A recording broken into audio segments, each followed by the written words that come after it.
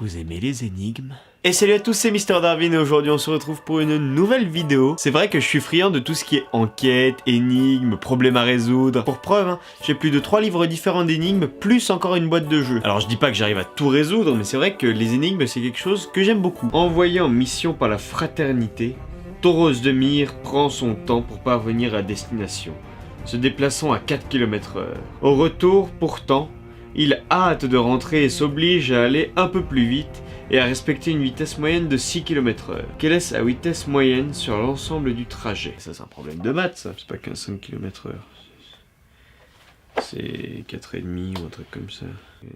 4,8 km/h. Je suis pas mauvais hein. Alors pourquoi je vous dis ça? En effet vous avez pu le remarquer, le voir ou même carrément en entendre parler sans savoir ce que c'est. Et oui, dans ta petite ville là-bas sont apparus simultanément un concept qu'on n'avait jamais vu auparavant et qui a révolutionné son genre. Et non, ce sont pas les maisons closes, mais de toute façon tu l'as vu dans le titre, nous allons parler des escape rooms. Alors en effet dans l'ensemble des jeux qu'on pouvait faire en groupe style laser game, bowling, etc.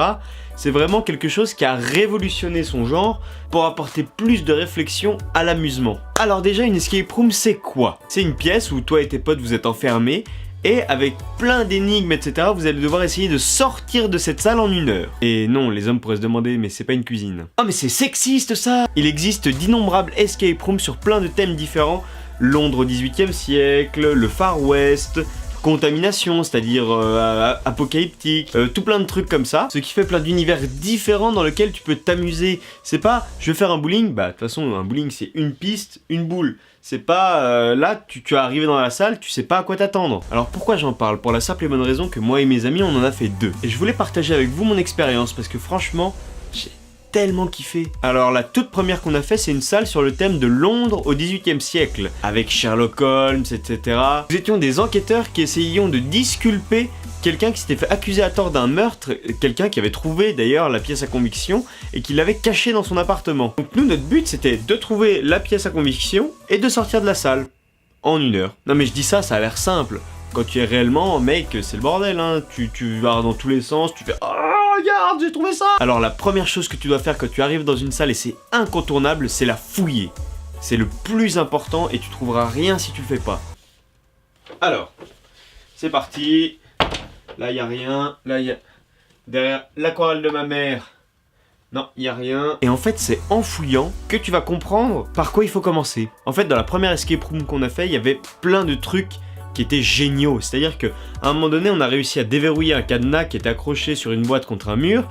On ouvre la boîte, un interrupteur. Tu te dis, c'est quoi ça? T'appuies sur le bouton. Bah, ça se passe rien, quoi. Et t'entends juste un petit cluc. Et là, d'un coup, tu te tournes. T'as une armoire qui était dans le fond de la pièce depuis tout à l'heure. Qui s'ouvre.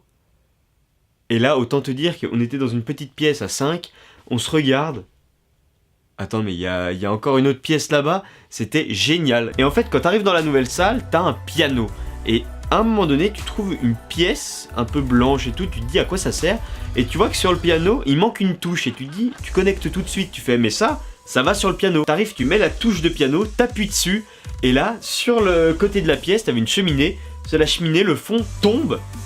Et t'as la pièce à conviction, qui est un revolver, qui tombe avec. Bon, après c'est vrai que cet escape room là était vraiment compliqué, il y avait des énigmes qui étaient vraiment tirées par les cheveux, il y avait des tableaux au mur, il fallait par exemple là juste ici écrit en tout petit, il y avait le nom d'un gars et sur tous les tableaux il fallait récupérer le nom du gars pour faire un code, enfin c'était super compliqué mais c'était bien. Il y a de la découverte, il y a de la recherche et c'est tout ce que j'aime, essayer de réfléchir sur une énigme ensemble et pouvoir trouver la solution et réussir à sortir, et franchement c'est super cool. Malheureusement on n'a pas réussi à sortir cette première fois, on était à ça, mais vraiment ça, genre il nous laissait 40 secondes de plus, on sortait de la salle. En gros on avait toutes les pièces qu'il nous fallait, on avait des symboles qui correspondaient à des chiffres, et on avait le dernier cadenas pour déverrouiller la porte. Mais en gros on savait pas dans quel sens mettre le code, et on avait une grosse cloche en verre, avec juste un trou, et on avait une chaîne en fer avec une boucle au bout. Au fond du bocal de verre, t'avais une cloche et en fait, il fallait soulever la cloche pour retrouver le code qu'il y avait en dessous. Moi, j'essayais de plonger la chaîne et tout, j'arrivais pas à choper le truc. Le temps c'est cool, on n'arrive pas à soulever le truc et le mec arrive dans la salle et nous dit « J'ai vraiment cru que vous alliez y arriver. » La boucle qui était sur la chaîne en ferraille. Qui faisait la boucle?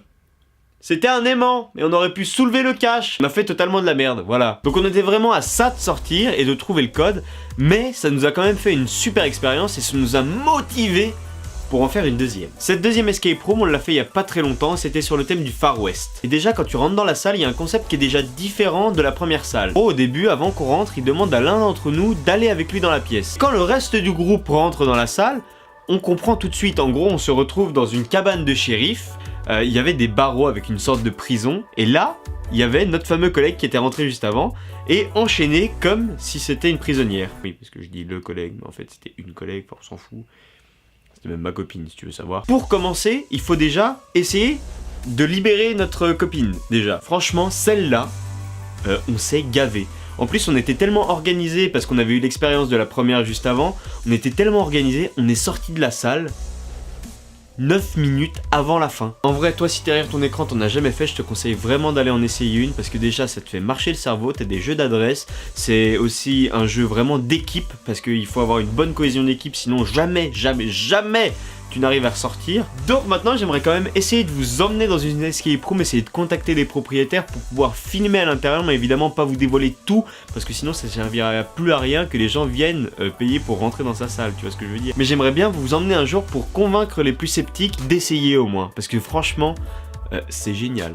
Vraiment. Mais avant que ce jour arrive, moi et mes potes de l'escape room, on a trouvé quelque chose qui peut se substituer à une vraie, pour pouvoir déjà vous montrer un peu le concept que c'est. Et ce sera la vidéo de la semaine prochaine, je ne vous en dis pas plus, vous verrez assez tôt. Bon et bien les gens, c'est déjà la fin de cette petite vidéo, moi ça m'a fait extrêmement plaisir de vous parler de quelque chose qui me tient à cœur, parce que franchement c'est un concept que j'adore et que j'ai adoré faire, et que je vous conseille vraiment beaucoup d'aller essayer. Dans votre ville, il y en a partout des escape rooms. Like, partage, laisse un commentaire et abonne-toi si c'est pas déjà fait. Moi je te dis à vendredi prochain, 18 h, même jour.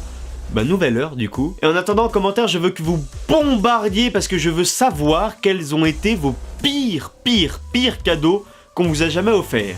Et ça pourra potentiellement faire une vidéo. Tu vois ce que je veux dire? Bon, alors canarde les messages et partage à tes potes. Tu vois ce que je veux dire?